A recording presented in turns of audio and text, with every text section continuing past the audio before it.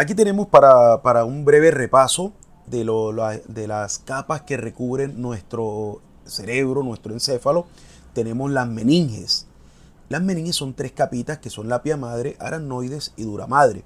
Y tenemos también un espacio subaracnoideo, que es este que vemos aquí, que es un espacio que es bastante vascular. vascular. El sistema nervioso central tiene la característica que él se encuentra envuelto en la bóveda craneana. No lo podemos observar mientras está funcionando, a menos que utilicemos unos equipos especializados.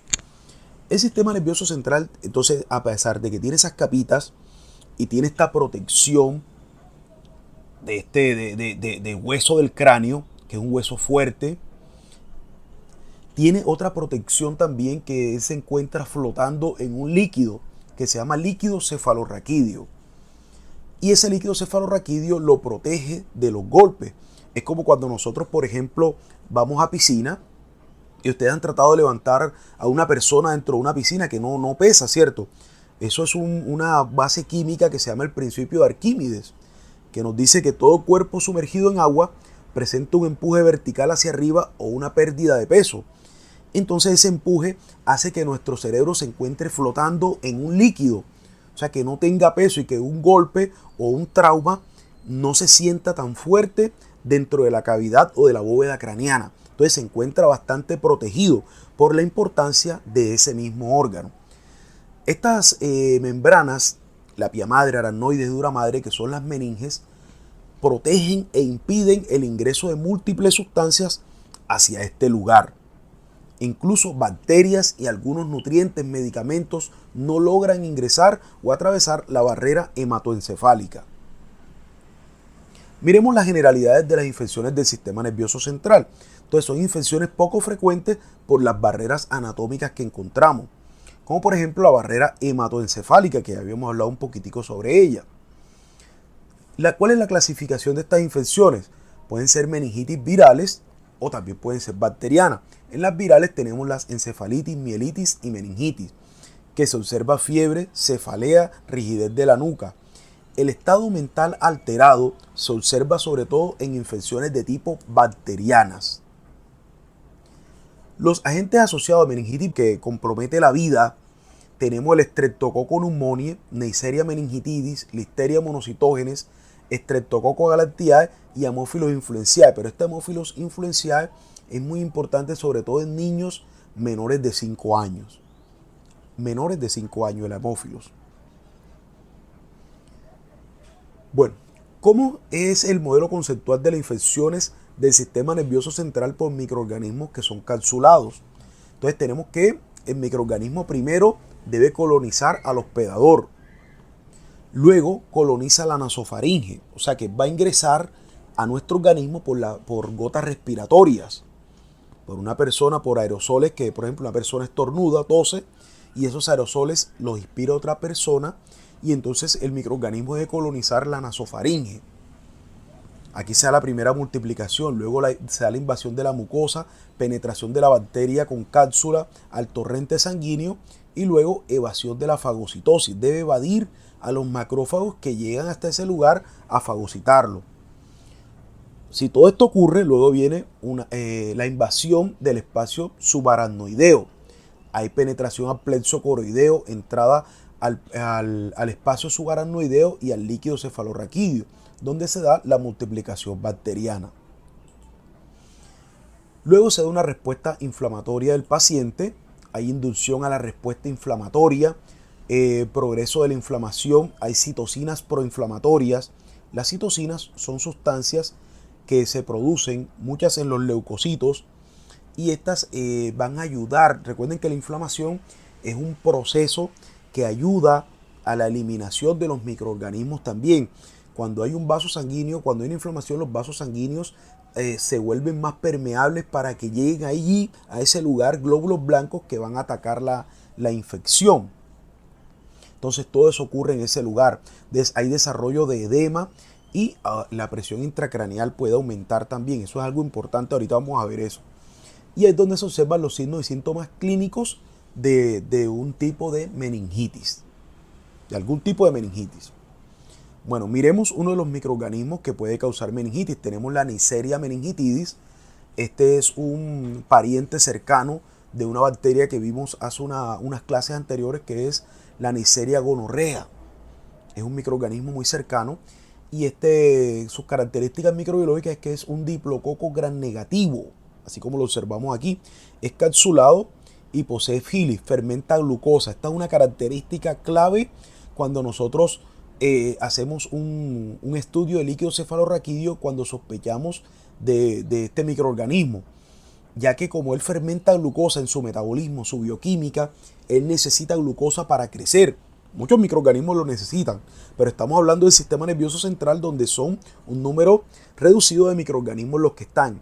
Entonces, cuando nosotros hacemos el examen de líquido cefalorraquídeo, nosotros analizamos la glucosa de ese líquido cefalorraquídeo. Y resulta que esa glucosa, como este microorganismo es fermentador, o sea que la utiliza, la glucosa va a estar baja en el líquido cefalorraquídeo. Esa es una característica importante que tiene este microorganismo. Como él fermenta la glucosa que se encuentra disponible, esa glucosa va a estar por debajo de los valores normales. Ahorita vamos a ver cada uno de los rangos cuando es una meningitis bacteriana y viral. Bueno, tiene una endotoxina. Recordemos que las endotoxinas son las que hacen parte de su propio cuerpo de membrana, y produce trombocitopenia. O sea, trombocitopenia, recordemos que los trombocitos son las plaquetas. Entonces, si produce trombocitopenia, quiere decir disminución de las plaquetas, y puede presentarse entonces sangrados. Hay unos serogrupos capsulares, tenemos el A, B, C y W135. Miremos ahorita cuál es el más común. En la epidemiología tenemos que el reservorio humano es exclusivo y es más frecuente, y se puede presentar la infección en niños y adultos jóvenes. La diseminación epidémica se da al grupo B. Aquí lo tenemos, los grupos capsulares B, que tienen un polímero de ácido ciálico. Esto es un carbohidrato de 7 carbonos. La transmisión se da por gotas respiratorias, ya habíamos hablado un poquitico sobre eso, contactos próximos y prolongados. Y la población en riesgo son lactantes, adolescentes, adultos jóvenes, personas inmunodeprimidas, ancianos y personas que están en hacinamiento, como en cuarteles, prisiones, escuelas, etc. Todas estas personas que están en hacinamiento o que tienen contacto próximo con otras personas pueden desarrollar esta patología si alguno de ellos se encuentra infectado. Bueno, enfermedades clínicas por Neisseria meningitidis. Bueno, miremos aquí la mortalidad de la Neisseria meningitidis es del 100% si el paciente es no tratado. O sea, si el paciente tiene meningitis por Neisseria meningitidis y no recibe tratamiento, se va a morir. O sea, la muerte es del 100%. El inicio de la patología es brusco, es rápido. Tiene cefalea, signos meningios, rigidez de la nuca y fiebre. Y también puede dejar secuelas auditivas y artritis. Podemos observar también una complicación, la meningococcemia, donde hay trombosis de vasos sanguíneos, petequias. Recordemos que la trombosis, habíamos hablado que ella produce trombocitopenia, disminución de las plaquetas. Las plaquetas nos protegen del sangrado. Entonces, si las plaquetas se bajan, puede haber sangrado. Y vamos a observar petequias que son moretones, pequeños puntos morados en la piel. Puede haber afectación multiorgánica, shock, destrucción de las glándulas suprarrenales. Esto es algo importante también. Y otras complicaciones que también, u otras patologías, tenemos neumonía, artritis y uretritis. También puede causar esta Neisseria meningitidis. Aquí observamos el exantema purpúrico y esta es la trombosis de los vasos. Estos son los moretones, el exantema purpúrico, debido a la trombocitopenia. Y aquí está la trombosis de los vasos. Miremos el Streptococcus agalactiae. Este Streptococcus agalactiae es portador del antígeno B. Ese es su antígeno. Es catalasa negativo, es resistente a la bacitracina y presenta un tipo capsular que se llama tipo 3, que es importante en las infecciones en neonatos. O sea, es de mucho cuidado cuando un neonato tiene una infección por el Streptococcus agalactiae. En su epidemiología miramos que él coloniza el aparato digestivo inferior y genitourinario. Es portador vaginal transitorio en el día 30% de las mujeres embarazadas. Entonces, aquí este examen Actualmente se le realiza a todas las mujeres embarazadas. El Streptococcus agalantiae, anteriormente, unos 5, 10 años atrás, ese examen no se realizaba en mujeres embarazadas. Y entonces, ¿qué ocasionaba esto? Que cierto porcentaje, del 10-30% de las embarazadas que eran portadoras del Streptococcus agalantiae transitorio durante el embarazo, entonces el niño podría desarrollar esta meningitis por este microorganismo. Actualmente, cuando una mujer está embarazada, se le realiza este examen para identificar el Streptococcus agalantiae. Enseguida, pues, si sale positivo el examen, se le manda su tratamiento para eliminar el microorganismo y de esa manera se elimina o se erradica un poco la meningitis por este microorganismo. Bueno, la sepsis neonatal o enfermedad neonatal. Esta puede ser enfermedad neonatal precoz o sepsis temprana. En las siguientes 72 horas encontramos bacteremia, meningitis o neumonía. Esa es la temprana. Esta puede ser infección prenatal, perinatal y siempre va a ser de origen endógeno. O sea que la madre tenía y se lo transmitió al neonato. O puede ser tardía, enfermedad neonatal tardía, sepsis tardía. Esta se da entre la primera semana y los 3 meses. Se observa bacteremia con meningitis. Y esta será una infección siempre de origen exógeno. O sea que el niño se infectó después que nació. De origen exógeno, la sepsis neonatal. Miremos el Streptococcus pneumoniae. Ya nosotros habíamos hablado un poquitico sobre él. Es el patógeno más prevalente de la meningitis. Produce la mayor parte de las infecciones endógenas de la nasofaringe u orofaringe. Y se transmite por propagación por gotas de persona a persona. La colonización más elevada se da en niños. Y los niños y ancianos son los que presentan mayor riesgo de infección, o sea, de propagarse, de que se desarrolle una meningitis, ya que él principalmente tiene predilección por las vías respiratorias. Por eso su nombre es Streptococcus pneumoniae. Pero si la persona tiene algún factor de riesgo, como por ejemplo los niños pequeños y los ancianos, que su sistema inmunológico no está trabajando al 100%, entonces puede migrar de ese lugar de la nasofaringe y llegar a infectar el sistema nervioso central. Y esto se ha observado que es mucho más frecuente en los meses fríos.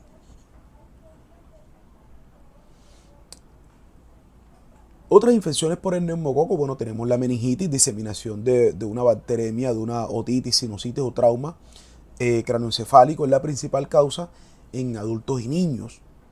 Y la bacteremia en 20 a 30% de los casos con neumonía y en más del 80% con meningitis. No sucede por sinusitis y otitis.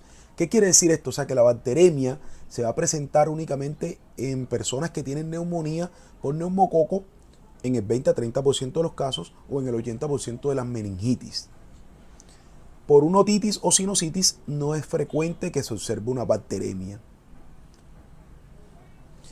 El hemófilo, tenemos otra bacteria, tenemos el Haemophilus influenzae, que es el más importante. Existen otras especies, que es el Aegyptus ducreyi. El reservorio más importante es el hombre.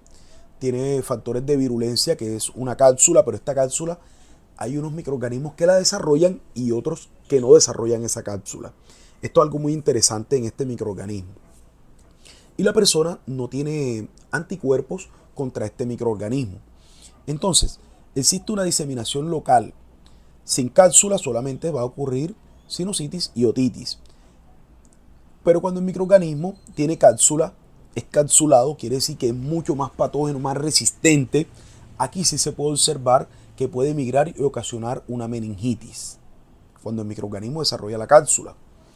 La enfermedad clínica, ¿cuál es? Meningitis, diseminación de la nasofaringe en personas no vacunadas, sobre todo. Todas las personas que tienen el esquema de vacunación completo están vacunadas contra el Haemophilus influenzae, o sea que están prácticamente todas las personas somos resistentes a este Haemophilus. Pero, ¿por qué se han aumentado los casos últimamente de Haemophilus? por personas, sobre todo por lo que ustedes conocen de la migración que existe de nuestro país hermano Venezuela hacia acá, que hay muchas personas por la crisis que ocurre allá que han migrado y que no tienen los esquemas de vacunación completo. Entonces estas personas que han migrado y no tienen el esquema de vacunación completo, no tienen anticuerpos contra este hemófilus y pueden desarrollar la meningitis a causa de este microorganismo. También podemos observar celulitis mucosa en la mucosa bucal, artritis y otitis y sinusitis. El diagnóstico, pues el estudio del líquido cefalorraquídeo, y la prevención es la vacuna. Aquí observamos en la A, que es esta, el hemófilos influenciae, y en la B, la meningitis con grande líquido cefalorraquídeo.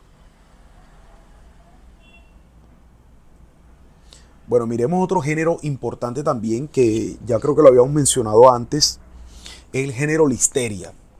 Hay 8 especies de Listeria, pero solo 2 hacen o son patógenos de los seres humanos. Dentro de estos tenemos Listeria monocytogenes y Listeria ivanovi. La monocytogenes es la más importante. Es habitante del tracto digestivo, produce infecciones gastrointestinales, uterinas en individuos inmunocompetentes. En personas inmunocompetentes las infecciones por Listeria son muy benignas, son breves prácticamente. Pero en personas que presentan algún grado de inmunosupresión, como niños pequeños o ancianos, o personas que son trasplantadas, o con diabetes, o con cualquier otro problema de base, ahí se torna un poco compleja la patología por este microorganismo. Este microorganismo también lo podemos encontrar o se puede transmitir por alimentos que han sido mal procesados y pueden permanecer en el alimento por largos periodos de tiempo, como por ejemplo alimentos que son procesados, las sopas que venden de algunas empresas que vienen congeladas, los cócteles de camarón, todas esas cosas que venden congeladas y que tienen cierto tiempo, ahí puede estar el microorganismo. Entonces hay que tener mucho cuidado con el consumo de este tipo de alimentos, de comprarlos en empresas que estén certificadas o que te den un respaldo de que se le realizó un examen microbiológico a ese producto. Bueno, los microorganismos son móviles, producen hemolicinas y son catalasa positivo. Los mecanismos de patogenicidad tenemos los ácidos teicoicos, ácidos lipoteicoicos y antígeno O, que es el somático, que es el del cuerpo, el soma, el cuerpo de la bacteria. Y tenemos antígenos como el glicérido A, proteína AT-A y fosfolipasa C. Esos son los antígenos que él produce. ¿Cómo se da el ciclo de la infección? El microorganismo se multiplica dentro de los macrófagos no estimulados y estos el microorganismo se adhiere al receptor de galactosa de los macrófagos y de otras células. Luego cuando se adhiere logra ingresar a ellos, pero logra ingresar sin ser destruido. Cuando el microorganismo está dentro, luego se reproduce y sale nuevamente de allí, infectando nuevas células. Ese es el mecanismo de supervivencia de este microorganismo, de este género Listeria. ¿Cuál es la sintomatología que se presenta? Los pacientes que tienen diabetes, cáncer o trasplantados, como ya había mencionado antes, o que presentan algún grado de inmunosupresión, padecen una enfermedad sistémica fulminante, esto sí es grave, padecen meningitis y abscesos cerebrales. Los pacientes inmunocompetentes presentan una patología muy parecida a la influenza, síntoma respiratorio. En las mujeres embarazadas puede causar mortinato o parto prematuro. ¿Cómo se realiza el diagnóstico? Se realiza cultivo de materia fecal, habíamos dicho que él habita en el tracto gastrointestinal. Se analizan las heces, la sangre, líquido cefalorraquídeo y líquido amniótico en caso de que la persona que se sospecha esté infectada esté embarazada. El tratamiento se puede utilizar ampicilina o trimetoprim sulfa. Fíjense el trimetoprim para todas las enterobacterias. Bueno, el diagnóstico general de una muestra de meningitis, los exámenes que debemos hacer, pues si es una meningitis, se va a tener que analizar líquido cefalorraquídeo, pero también se debe hacer un análisis de fondo de ojo para descartar, porque este examen nos muestra la hipertensión intracraniana. Vamos a tomar 5 a 10 mililitros de líquido cefalorraquídeo en 3 tubos y luego lo vamos a realizar el análisis. ¿Qué análisis se le va a realizar a ese líquido cefalorraquídeo? El citoquímico que son todo el análisis de todas las células que vamos a encontrar y de bacterias, para ver qué observamos allí. Luego observamos, le vamos a hacer un antibiograma para mirar qué microorganismo se aisló y qué antibiótico es el que nos puede servir contra ese microorganismo. Miremos aquí. Aquí esta es la extracción del líquido cefalorraquídeo.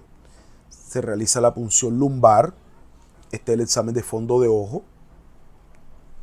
Lo realiza un oftalmólogo. Y luego aquí observamos en el líquido cefalorraquídeo, le realizamos el GRAN y observamos los diplococos gram negativos con abundante infiltrado de leucocitos.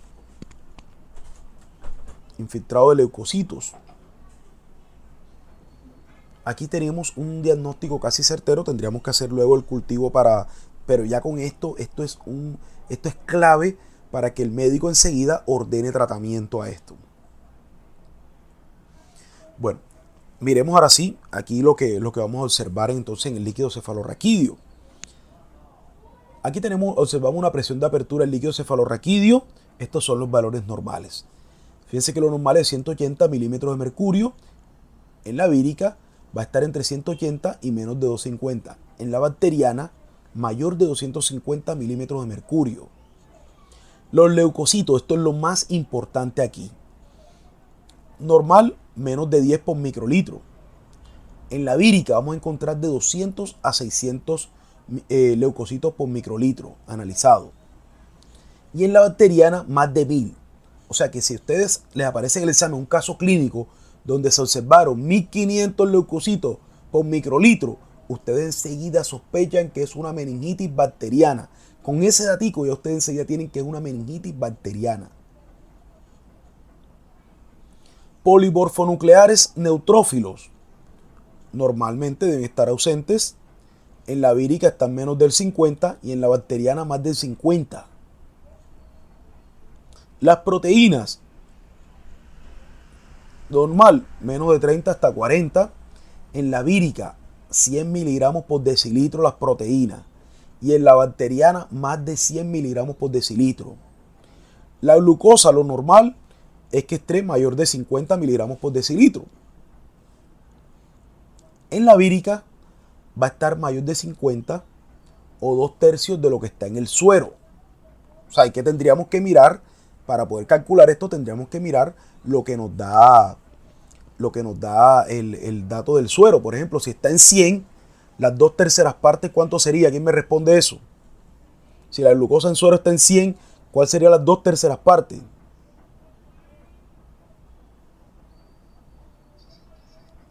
Más o menos, ¿cierto? 70 por allí. Listo, entonces ese sería el datico. Pero en la bacteriana, lo importante, la bacteriana es que va a estar menos de 40. Recuerden que las bacterias necesitan glucosa. Entonces ellas van a bajar el nivel de glucosa. Van a bajar el nivel de glucosa. Sí, entonces la glucosa en una meningitis bacteriana está bajita. Bajita, bajita. La tinción de Gram, normalmente no vamos a encontrar gérmenes. Nunca vamos a encontrar gérmenes en una persona que no tiene meningitis. En la vírica, recordemos que los virus no los podemos ver al microscopio óptico, que es el que utilizamos nosotros siempre para analizar en el laboratorio. Entonces, si es vírica, la tinción de Gram va a estar negativa. Y si es bacteriana, se observan gérmenes en el 80% de los casos. Pero, por ejemplo, si nosotros tenemos la presión de apertura en 300, los leucocitos en 1500, los polimorfonucleares en 60%, las proteínas en 200 y la glucosa en 30, y no observamos aquí bacterias, es una meningitis bacteriana, sino que posiblemente nosotros contamos con muchos pacientes actualmente, eso lo deben conocer ustedes también, jóvenes. Muchos pacientes actualmente, antes de ir al médico, se automedican. De pronto esa persona tenía ya 3 días tomando antibióticos empíricamente sin saber qué estaba tomando, y todos los antibióticos, aunque no le peguen al microorganismo, siempre lo tratan de tocan al microorganismo y puede que él no aparezca, o sea, lo inhibe un poco y puede que disminuya su concentración en algunos líquidos corporales y no aparezca. Esto es muy frecuente en las infecciones urinarias. Las personas cuando tienen infección urinaria, y creo que eso lo hablamos cuando vimos ese tema, siempre tiene una infección y siempre se toma algo. No, me dijeron que me tomara una pastilla de tal cosa, que me tomara otra cosa. Y a veces esas pastillas o ese medicamento que se tomó esa persona logró inhibir un poco, pero como no lo tomó la concentración que él necesitaba ni en los tiempos adecuados, posiblemente cuando tomó la muestra las bacterias no aparecen, pero no quiere decir que se ha controlado la infección. Entonces, los signos y síntomas clínicos también son muy importantes para nosotros poder hacer un correcto diagnóstico de alguna patología. Eso lo tenemos que tener muy en cuenta. Bueno, ¿cuál es el tratamiento según la tinción de Gram en el líquido cefalorraquídeo? Si encontramos cocos, vamos a sospechar de Streptococcus pneumoniae, y si son Gram negativos, Neisseria meningitidis. Entonces, para Gram positivos, vancomicina sería lo más importante. Cefalosporinas también, de amplio espectro. En las Gram negativas vamos a utilizar cefalosporinas de amplio espectro también, como la cefotaxina. En los bacilos Gram positivos, que es la listeria, vamos a utilizar ampicilina o penicilina G más un aminoglucósido. En los Gram negativos, recordemos que vimos que la E. coli, cuando vimos las enterobacterias, también ella podía causar infección, meningitis. O la Pseudomonas aeruginosa, y aquí se va a utilizar cefalosporina antipseudomónica de amplio espectro, como la ceftazidima, más un aminoglucósido también. Estos serían los tratamientos que se utilizan para este tipo de microorganismos. Aunque lo más recomendable, claro, el médico siempre, como esto es una infección que es rápida, el médico tiene que mandar el antibiótico apenas sale el Gram. No, él no va a esperar los 3 días que se demora el cultivo. Pero la idea es que el tratamiento se dé con el antibiograma. Apenas nos salga el antibiograma, entonces nosotros ordenar o cambiar el antibiótico porque nos dio el antibiograma. Pero si necesitamos, como en esta es una infección que hay que dar tratamiento inmediato, se utilizan los tratamientos con el Gram, con lo que observe el Gram. Entonces la persona que está observando tiene que tener el ojo bien afinado para este tipo de microorganismos. Ahora miremos otros microorganismos que también pueden causar infecciones del sistema nervioso, como son las tenias. Aquí continuamos con unos parásitos.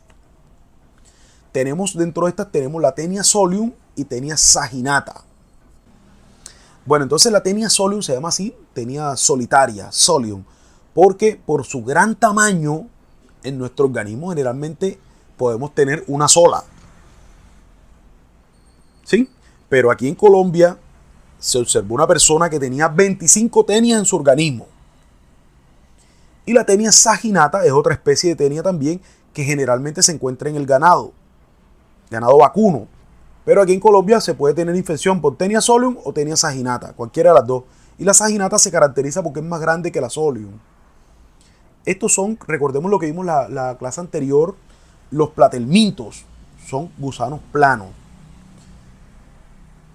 Miden de 2 a 5 metros de longitud, aunque algunos textos describen que algunas tenias de estas son mucho más grandes, 10 metros, 15 metros, ¿sí? Para que ustedes pues manejen esa información también. Tienen un excólex. El excólex es, por decir algo, como es la cabeza. La cabeza tiene se llama excólex de la tenia, que tiene 4 ventosas. Aquí se los voy a mostrar. Fíjense el cuerpo de la tenia. Es un gusano netamente plano. Y si ustedes no sé si alcanzan a ver ahí como especie de unos anillitos planos. Estos anillitos planos se llaman proglótides. Y esos proglótides se van desprendiendo de las tenias diariamente. Y esos proglótides tienen movimiento propio. Se llama movimiento rectante. Incluso ese movimiento que ellos producen es tan fuerte que incluso pueden salir del ano por su propio movimiento. Entonces la persona es fácil identificar cuando tiene este tipo de patología por este microorganismo.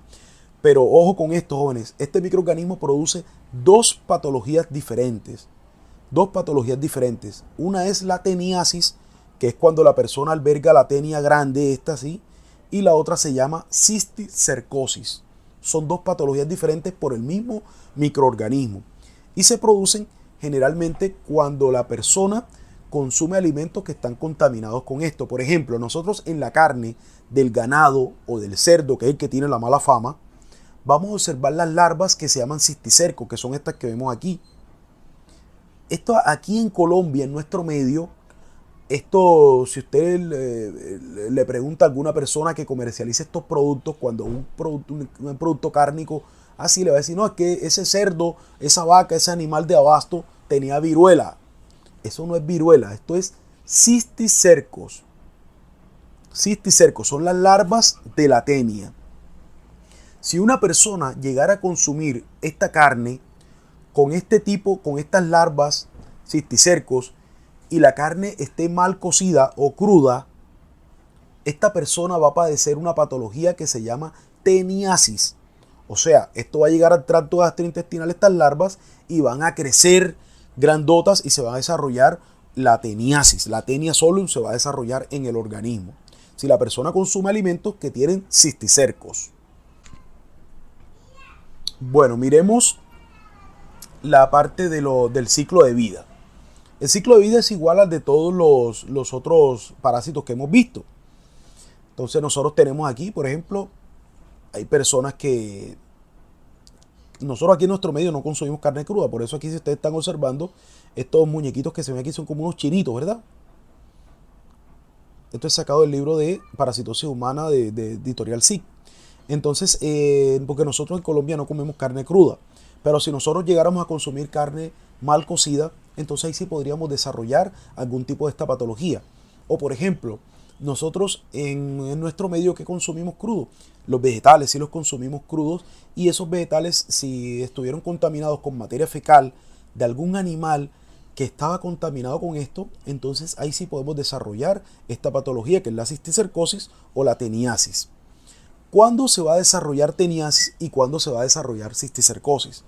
La cisticercosis sería un poquitico más compleja, ya que la cisticercosis puede llegar a infectar nuestro sistema nervioso central. Entonces, si una persona consume alimentos que tienen huevos de tenia, o sea, que aquí está un vegetal y ese vegetal fue sembrado, fue regado o fue abonado con estiércol de algún animal que tenía los huevos de la tenia, y una persona los consume, estos huevitos de tenia, esa persona va a presentar cisticercosis. Cisticercosis. Y si la persona consume la carne, lo que vimos anteriormente, que tiene los cisticercos, esa persona va a desarrollar teniasis. Son dos patologías completamente diferentes. El consumo de huevos da cisticercosis y el consumo de cisticercos da teniasis.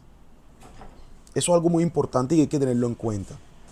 Aquí tenemos, esto es lo que le hablaba al inicio, que le dije, esta es como la especie de la cabeza de la tenia, se llama Scolex, y tiene unos ganchos aquí que se adhieren a la mucosa como unas agujas, y esas agujas ellas las insertan en cualquier parte del tracto gastrointestinal donde se encuentra, en el intestino, lo erosionan y producen sangrado, y ellos se alimentan de esa sangre y después de todos los nutrientes que lleguen allí. Este es el huevo de la tenia. Es un huevito y tiene 3 ganchitos aquí, que esto es lo que va a formar el Scolex. Ya sabemos que si la persona consume un alimento que tenga huevos de tenia, va a desarrollar cisticercosis. Aquí observamos los cisticercos. Fíjense que se observa en una membranita envuelto y aquí está la larvita. Bueno, las manifestaciones leves de la teniasis, vamos a observar que la persona puede tener prurito anal por la presencia de los proglótides. Ya sabemos que esos proglótides tienen movimiento propio y se llama movimiento rectante. Miremos la cisticercosis. Fíjense que los cisticercos se pueden ubicar en cualquier lugar. Por ejemplo, aquí lo tenemos en el cerebro. Este es un quiste grande por cisticerco. Miremos otra fotografía. Fíjense aquí, todos estos punticos blancos que se observan son lugares donde están miles de cisticercos en el sistema nervioso central.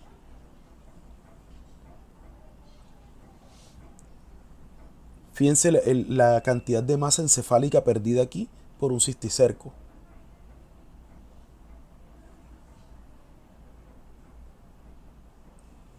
Aquí las calcificaciones que dejan la cisticercosis. Son agujeros, porque el cisticerco no crece más de allí.